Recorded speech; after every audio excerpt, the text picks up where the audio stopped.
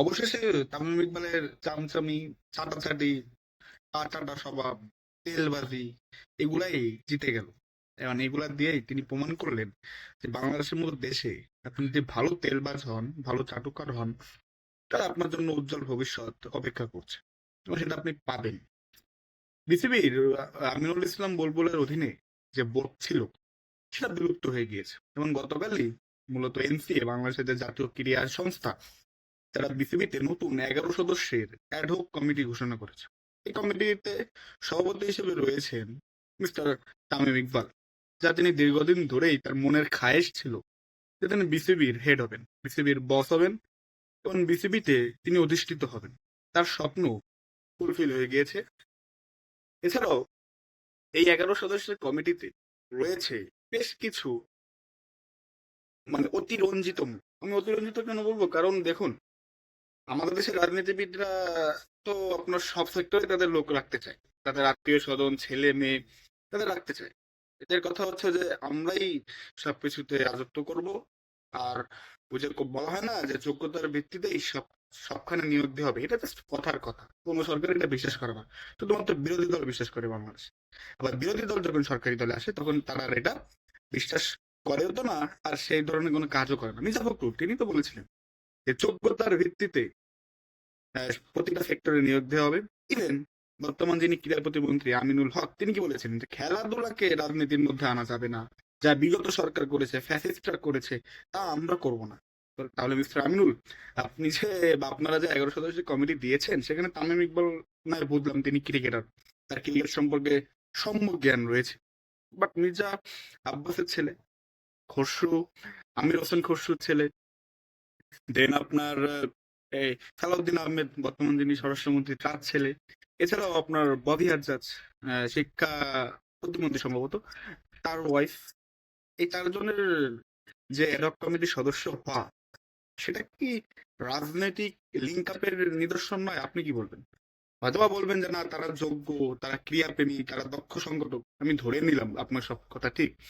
দেশের মানুষের মাঝে কিরকম একটা সংকেত আপনারা দিলেন, বা কিরকম একটা আপনারা আপনাদের যে ফুটস্টেপ সেটা কিরকম রাখবেন?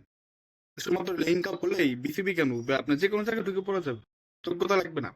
ইভেন আপনারা অনেকে বলতেছেন যে ভাই, এই ববি আজাদের যিনি ওয়াইফ, উইথ টু রেসপেক্ট, তিনি কি ক্রিকেটের সাথে কখনো যুক্ত ছিলেন? I don't know.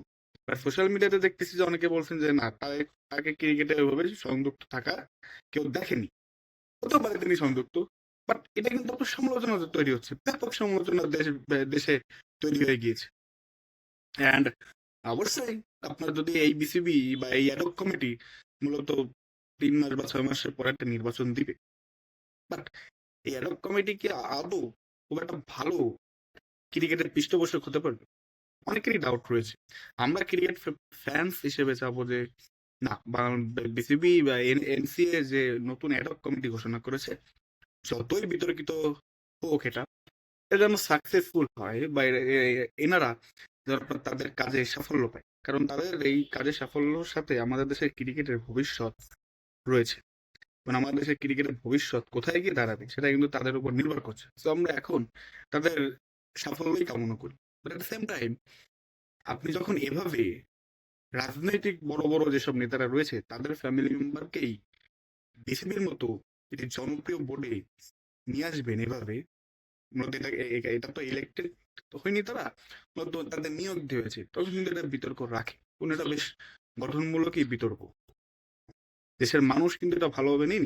আপনারা যারা সোশ্যাল মিডিয়া দেখেন তারা কিন্তু দেখতেই পাচ্ছেন, ইভেন একসময় তামিম ইকবালকে নিয়ে দেশের মানুষ যে ইমোশন কাজ করতো সেটা কিন্তু এখন হাস্যরসে পরিণত হচ্ছে। তামিম ইকবালকে নিয়ে কথা বলতে আমার, ব্যাড কিছু বলতে আমার খারাপ লাগে, কারণ আমাদের ছোটবেলা আমাদের জেনারেশনটা তো তামিম ইকবালদেরই নায়ক মনে করেছিল। উনি কেন মনে করবে না? তাদের পারফরমেন্সে তো আমরা হাসতাম, তারা ভালো পারফরমেন্স করলেই তো আমরা ম্যাচ জিততাম বা ক্লোজ এনকাউন্টার হতো।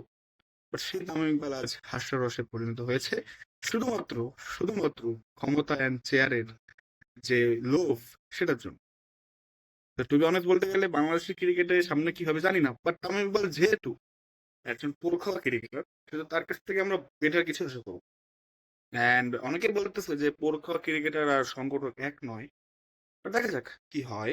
অ্যান্ড এরপর যদি আপনার সাকসেস হয়, দেন তো ভালো।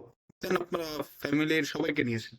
আরো কিছু আপনার সংরক্ষিত আসন-টাসন থেকেও এই বিসিবিতে নিয়ে আসেন, যদি ভালো হয়। আর যদি এই বোর্ড, আল্লাহ না করুক, আমরা চাই না, যদি খারাপ পারফরমেন্স দেয় বা বাংলাদেশের ক্রিকেটের জন্য ভালো কিছু বয়ে না আনে, সেক্ষেত্রে এই অ্যাডহক কমিটির যারা মেম্বার রয়েছে তারা কিন্তু সারা জীবন এদেশের পাগল প্রায় ক্রিকেট ভক্তদের কাছে দায়বদ্ধ থাকবে।